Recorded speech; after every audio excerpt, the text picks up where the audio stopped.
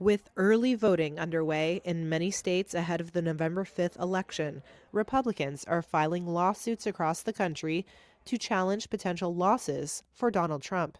George Mason University political science professor Jennifer Victor explains. There are a number of challenges to things like voter registration and various laws and regulations about election administration, and calling into question what counts as a valid vote, who counts as a valid voter, and a lot of consternation and worry about how people participate and who is participating.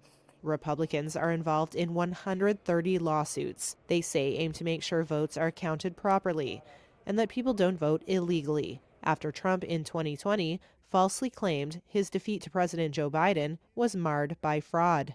This was a fraudulent election. But Victor points out that after the voting itself is done, there are safeguards in place to ensure January 6, 2025 does not look like 4 years earlier, when Trump supporters stormed the Capitol in an attempt to overturn his election defeat. Congress passed the Electoral Count Votes Act not long after January 6th that did a couple of things, including clarified what happens on January 6th. It clarified that January 6th is really just sort of a pro forma, almost ceremonial kind of function, and that it clarified the role of the vice president, that the vice president really holds no authority in that situation. The votes for president of the United States are as follows.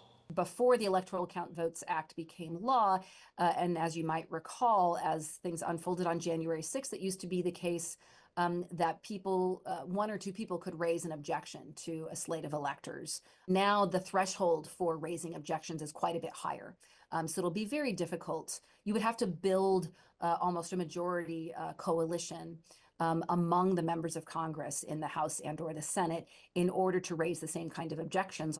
In a statement this week, the campaign of Democratic presidential candidate Kamala Harris said, quote, "The 2020 election was free, fair, and secure, and Democrats are making sure that 2024 is the same."